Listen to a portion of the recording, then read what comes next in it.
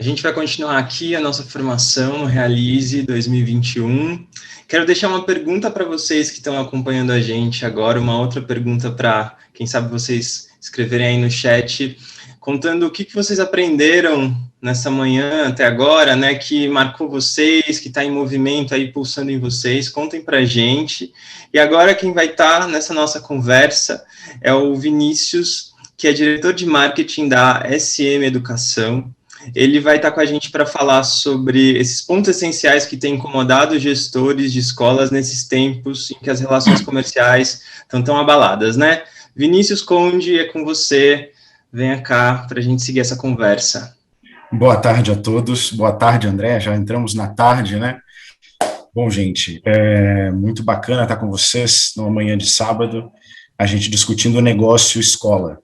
Né? A gente iniciou essa discussão no nosso último encontro e a minha missão aqui é dar sequência a isso e contar um pouco, enfim, discutir um pouco com vocês, promover algumas reflexões importantes nesse momento. Estamos em junho, um momento de preparação de campanha. Né? Queria pedir para a gente pôr na tela a apresentação. Ok, perfeito. Então, vamos lá. Perfeito. Eu vou fazer uma rápida recapitulação do nosso último encontro, tá? No nosso último encontro do Realize, nós discutimos a perspectiva da educação como um direito. Né? A BNCC foi além e colocou a aprendizagem como um direito. E como um direito, ela é pensada e ela é estruturada para uma oferta pública. E também é permitida a oferta privada. Então, foi isso que a gente discutiu no último encontro, e que tipo de adaptação na estrutura é feito de uma política pública, de uma educação como direito, para uma oferta privada. Ao ser uma oferta privada, ela opera segundo uma lógica de livre mercado, né, subordinada a uma regulação pública, mas segundo uma lógica de livre mercado. Então, a gente já vê aqui atuando conceitos de marketing, conceitos de economia, conceitos de comerciais, aqui nessa questão da educação como negócio na esfera privada. Ao pensar a educação numa perspectiva de livre mercado, a educação privada numa perspectiva de livre mercado, o que a gente vê? A gente vê diversidade de oferta. Então, no mercado privado, as escolas não precisam ser todas iguais, né? As escolas podem buscar diferentes posicionamentos, diferentes públicos-alvo, né? Em que pese que a educação ela é pensada para todos, né? É uma educação inclusiva e integral, um agente do mercado privado, ele tem um público-alvo, ele opera segundo um posicionamento. E nessa característica, ou nesse ângulo de escola como negócio, a gente também discutiu no último encontro um pouco de produto, preço, praça, promoção, né, aqueles conceitos de marketing que estão presentes dentro de um agente de livre mercado. Bom, ainda recapitulando o nosso último encontro, e eu estou fazendo essa recapitulação que dá a base para a gente, para o que a gente vai discutir no dia de hoje, a gente discutiu muito quem é meu cliente, né? O quanto eu conheço o meu cliente, né? E aí eu posso dizer que o cliente é o meu aluno, que o cliente é a minha família, que o cliente é a sociedade, mas eu preciso conhecê-los, e a gente discutiu muito sobre isso no primeiro encontro do Realize. A gente tangenciou a questão da experiência do cliente. Hoje a gente vai se deter um pouco mais sobre isso, né? E aqui eu defino a experiência do cliente como a soma de todas as experiências e interações que o cliente tem com a nossa instituição, né? A gente não define a experiência do cliente por um único encontro, uma única comunicação. A educação é um processo super complexo e a gente está com essas famílias e com esses alunos ao longo de anos. Então, a experiência do cliente aqui é vista a partir dessa perspectiva. Ela é uma soma de todas as interações e experiências que a gente tem com esses clientes ao longo desses anos. A gente discutiu também no último encontro, eu acho que foi a grande riqueza, assim, todo mundo ficou estimulado em como mudou a experiência desse cliente com a pandemia, Como a gente precisou levar e repensar essa experiência para o digital.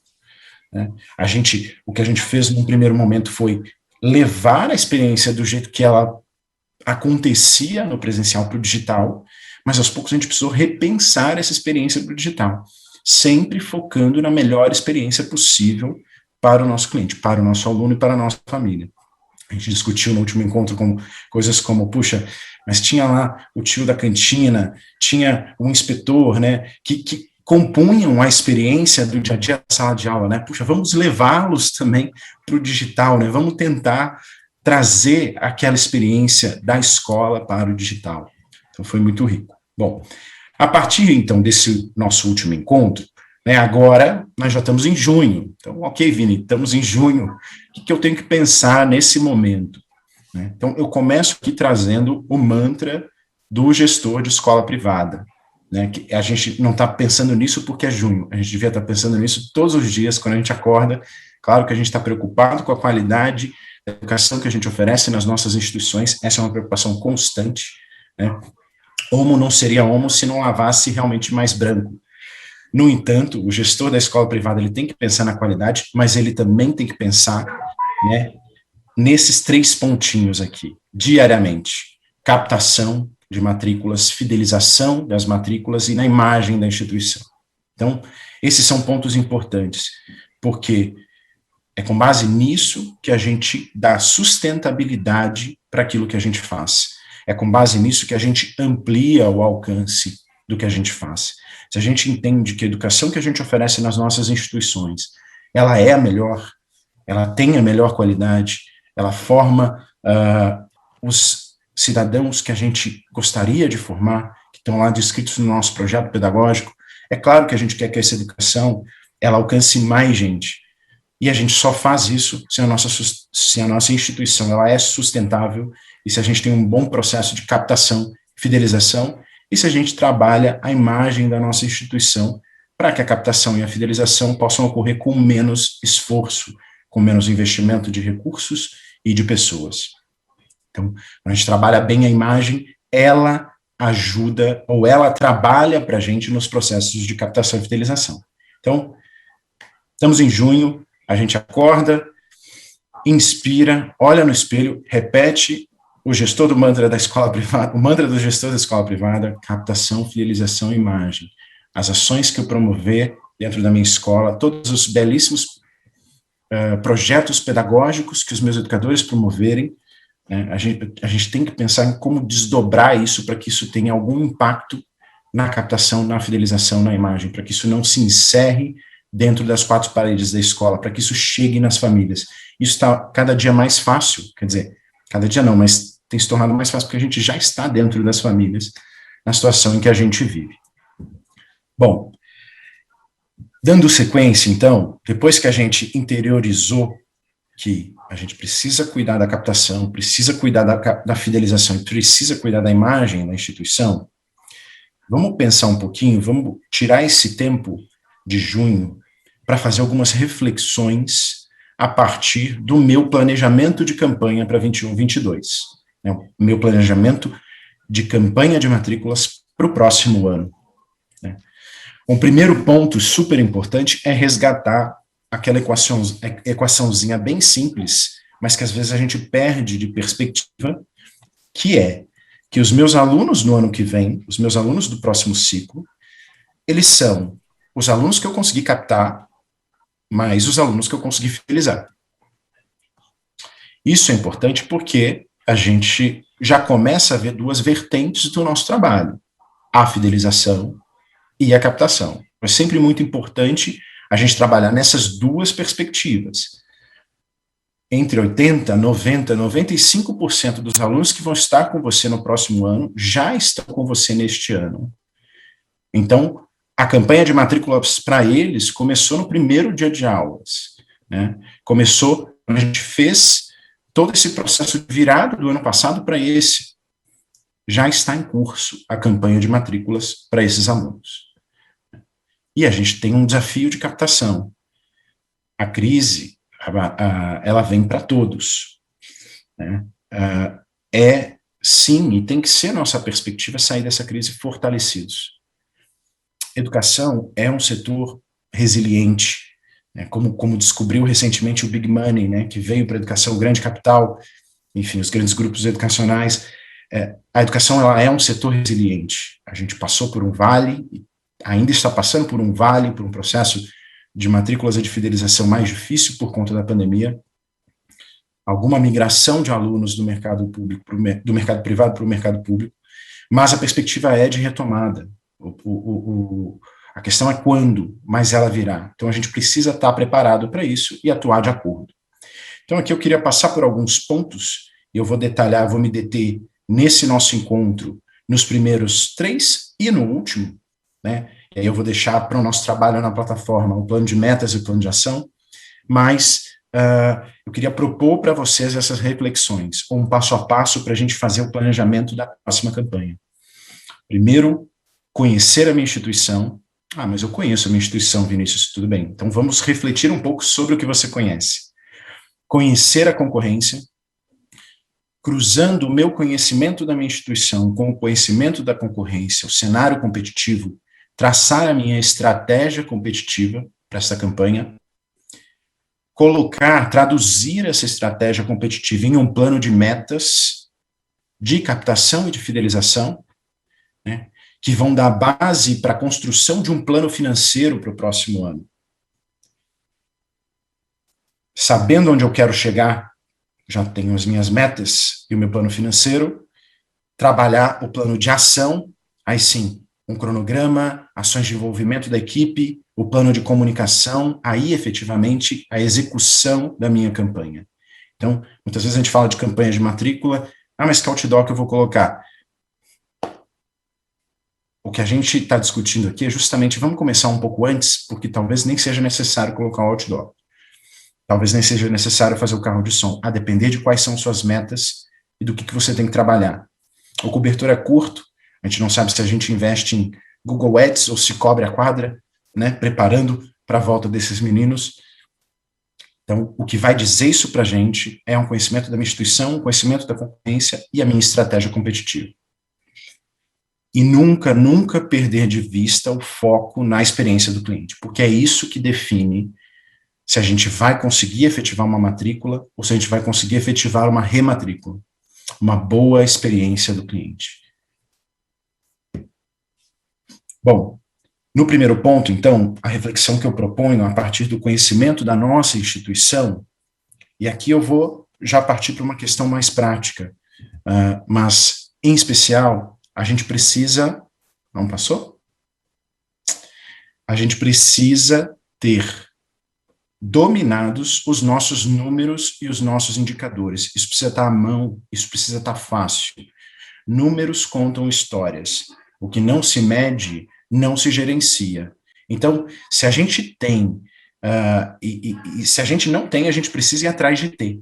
Mas a gente precisa ter, por exemplo, ano a ano, série a série, turma a turma, dos últimos 3, 4 anos, a nossa curva de matrículas. Quantos alunos novos eu tive?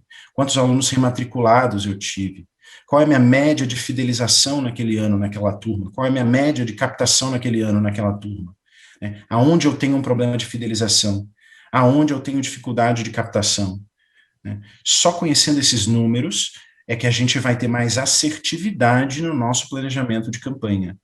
É que a gente vai conseguir focar recurso onde efetivamente a gente precisa para atingir as nossas metas.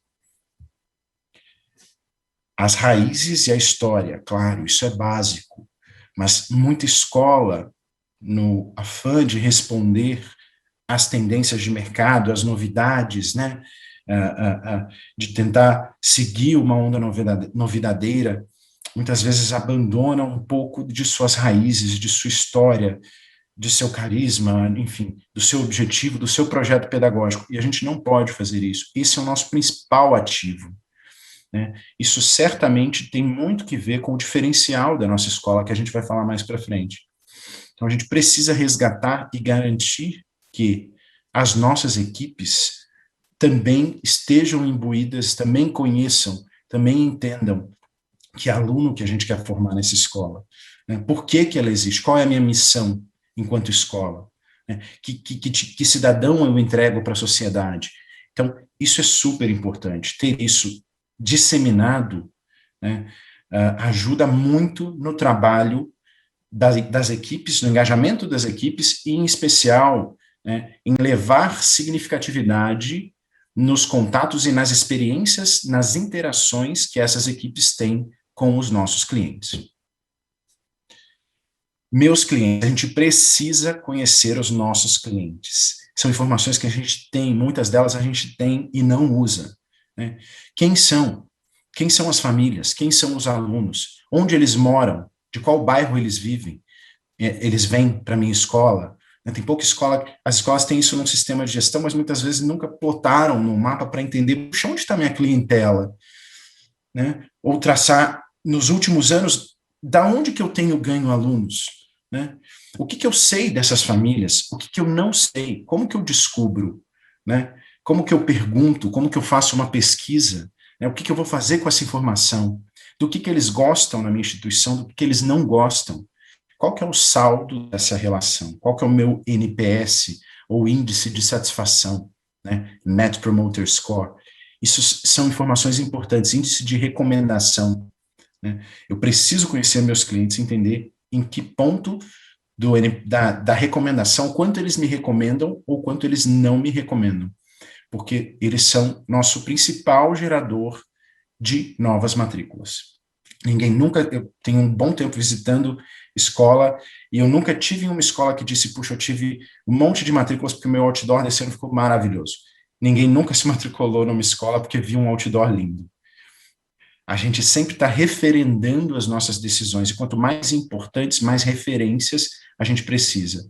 E a decisão de escola é uma decisão super importante, né? Você pode fazer tudo na vida de novo, mas você não vai fazer educação infantil 2 vezes. Você só vai fazer uma vez, e quem escolheu a educação infantil para você foi a sua família, foram seus pais. Então, é uma decisão super importante, eles estão conscientes dessa importância e querem referendar com o maior número de pessoas possível. A gente precisa conhecer nossos clientes e entender o quanto eles estão recomendando a nossa escola. Minhas fortalezas, minhas fraquezas, né? Aqui eu trago um acrônimo da análise SWOT, ou FOFA, né? O S da SWOT, ou o W da SWOT, mas eu preciso entender o que eu tenho de fortaleza comparativamente com o meu cenário competitivo e o que eu tenho de fraqueza comparativamente com o meu cenário competitivo. Por quê? Já conto para vocês. Depois de entender a minha instituição, ou de refletir um pouco sobre a minha instituição nesses pontos que a gente conversou, a gente precisa olhar para o lado. A gente precisa entender que a gente está no livre mercado, com diversidade de oferta, com diversidade de proposta, e entender quem são os meus concorrentes. E aqui as escolas costumam se perder um pouco e elencar como concorrentes gente que está próxima geograficamente, mas que não passa nem perto do mesmo posicionamento que a escola tem. Então, uma regrinha muito simples é a gente definir como concorrente de quem nos últimos anos eu tenho ganho alunos e para quem nos últimos anos eu tenho perdido alunos. Quem são essas instituições de onde estão vindo os meus alunos novos e para quem eu tenho perdido alunos? Esses são os concorrentes que eu preciso olhar. Esses são os concorrentes que eu preciso mirar. É desses concorrentes que eu preciso me diferenciar. Quais são os números desses concorrentes? Né? E aqui a gente tem, eu trago aqui como sugestão o QEDU, né? QEDU.org.br, onde a gente tem os dados do censo lá de todas as instituições públicas ou privadas, né? A gente fornece essas informações para o censo, e é muito interessante que a gente acompanhe os números desses concorrentes, os números das escolas do nosso bairro, enfim, que a gente planilhe essas coisas ano a ano para entender se o nosso bairro, no geral, está ganhando alunos, está perdendo alunos. Eu tenho um saldo negativo, eu tenho alunos indo estudar extra-bairro. Nos meus concorrentes, quem está crescendo, quem está diminuindo, quais escolas podem ser possíveis escolas fornecedoras, né, escolas que vão até um determinado segmento, e aí não tem os demais, que tipo de parceria eu posso firmar com eles. Enfim, aqui eu tenho uma visão numérica de dados públicos fornecidos pelas instituições a respeito das matrículas. E é interessante a gente tabular, e a gente olhar para elas com humildade. A gente entender, olha, não é só porque a grama dele é mais verde, né? Se ele está crescendo, alguma coisa de bom ele está fazendo, ou alguma coisa que eu preciso entender o que é. E nesse sentido de entender o que é, a gente também precisa, é importante que a gente entenda as fraquezas e fortalezas deles. E para isso, não tem método mais eficiente que um cliente oculto, ou um mystery shopper, né, que é a gente efetivamente buscar entender qual é a experiência de alguém que quer conhecer a escola, qual é a experiência de alguém que quer se matricular naquela escola, né, como é o atendimento, como que eles se vendem, né? Então, a gente chama de mãe de aluguel, né? Mas é muito importante para dar uma visão de como estão se vendendo os nossos concorrentes. Eu falo o termo venda e às vezes pode parecer um pouco agressivo, mas uma venda, ela é um início de um relacionamento. Quando a gente fala de serviço, venda é o início de um relacionamento. A SM não seria parceira de uma série de instituições que estão aqui presentes hoje se a gente não tivesse lá atrás começado um processo de conhecimento, de apresentação, de conhecimento mútuo, que foi uma venda. A mesma coisa nas instituições. Uma matrícula é uma venda, né? E em venda existe uma extensa bibliografia, uma extensa ciência, tem bastante técnica para fazer uma boa venda, mesmo de algo tão complexo quanto a educação. Então, é bacana a gente entender, desmistificar essa questão de ver uma matrícula como uma venda, porque aí a gente consegue se aproveitar de tudo aquilo que foi estudado e pensado e desenhado para uma maior eficiência de vendas para o nosso processo de matrículas. Mas aqui ainda estamos falando dos concorrentes, e aqui entender nesses concorrentes, onde eles representam uma ameaça para nós, né, o T da análise SWOT, e aonde eles representam uma oportunidade para nós, o O da análise SWOT. Bom, ok, entendi ou refleti sobre a minha instituição, entendi, conheci mais profundamente os meus concorrentes, agora eu tenho os elementos para desenhar a minha estratégia competitiva, né? Então, fiz a análise SWOT, né? Fortalezas, fraquezas, oportunidades e ameaças.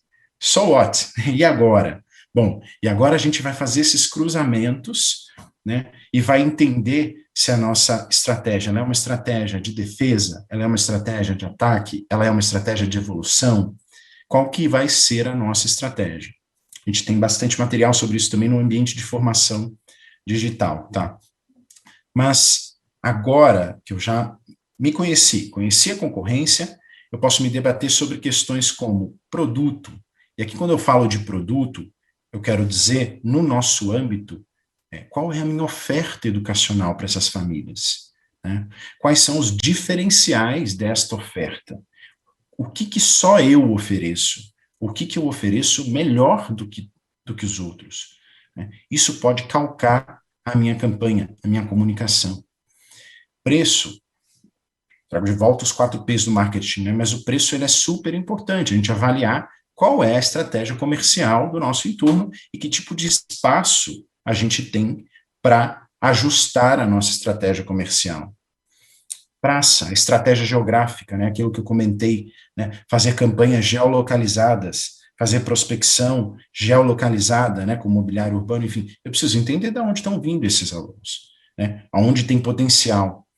E promoção, aí sim, efetivamente, o que a gente mais costumeiramente conhece como campanha de mídia, né? Ou ainda como ações de atração, né? Para dar conhecimento e para trazer aquele potencial cliente para a minha instituição, e de conversão, para efetivamente, uma vez que ele me conheceu e teve contato comigo, aquele conhecimento, aquele interesse se transformar em matrícula. Ainda no produto, eu queria propor um exercício muito interessante para vocês, que é o da construção da matriz de valor. Uma matriz de valor bem construída, ela ajuda muito a gente na comunicação e ajuda a gente no entendimento dos diferenciais. O que é uma matriz de valor? Uma matriz de valor é uma tabela bem simples, onde eu tenho uma característica, um benefício e por que isso é importante. Essas são as 3 colunas da matriz de valor. Mas é um exercício muito interessante porque a gente costuma pautar nossa comunicação por características. Olha, eu tenho salas multimídia, eu uso um sistema de transmissão de streaming que é o Teams da Microsoft, eu tenho professores com alta qualificação, meus alunos têm um alto desempenho nas avaliações externas, tudo isso são características. As famílias não são educadoras. Uma boa comunicação se pauta pelo benefício. Característica é o que eu vejo. Benefício é o que aquilo traz de bom. Então, se a gente consegue traduzir um benefício para essas características e dizer por que aquilo é importante, a gente consegue ir além e fazer efetivamente isso se conectar com uma necessidade do nosso cliente. Isso é ciência de venda, gente. Por exemplo, eu nunca me esqueço disso, mas a gente, construindo a matriz de valor para uma escola de educação infantil, a gente foi colocar, ou foi traduzir o lanche coletivo saudável. Puxa, eu tenho um lanche coletivo saudável, e na comunicação, lanche coletivo saudável, mas qual que é o benefício? Ai, puxa, o benefício de um lanche coletivo saudável é que o paladar, ele pode ser desenvolvido, né? Você desenvolve o paladar e o gosto por novas coisas desde criança. E se você trabalha com um lanche coletivo saudável, enfim, você desenvolve o paladar dessa criança para ter menos resistência e para se interessar por ter uma alimentação mais saudável. Isso é importante porque essa criança vai se tornar um adulto que vai entender a importância de se comer de uma maneira saudável, e não aquela criança que come o que quer, só come aquilo que quer, só quer biscoito e macarrão. Dali para frente, eu só procurei escolas com lanche coletivo saudável. Então, eu estou dando um exemplo bobinho, mas trabalhar o benefício de cada característica que a gente entende que é um diferencial nosso é muito importante para uma boa comunicação com os clientes. E também propõe um outro benefício, um outro exercício para a gente fazer nesse momento de junho, onde a gente ainda não começou efetivamente a campanha, a gente ainda não mandou o kit de rematrícula, que é a gente pensar a nossa jornada do cliente, a jornada do potencial cliente. Puxa, para alguém estar na escola comigo no ano que vem, o que precisa acontecer? Bom, primeira coisa, ela precisa saber que a minha escola existe, né? Então, ela precisa ter visto ou ouvido falar da minha escola em algum lugar. Na sequência, o que em geral ela faz? Ela vai pesquisar.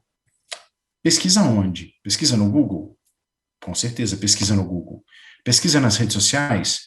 Com certeza, pesquisa nas redes sociais. O meu site, ele é a fachada da minha escola no mundo virtual.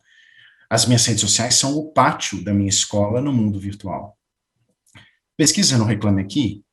Se aparecer lá no Google, com certeza pesquisa. E eu preciso tratar essas reclamações. Pesquisa no condomínio, no grupo de WhatsApp, com os conhecidos? Com certeza.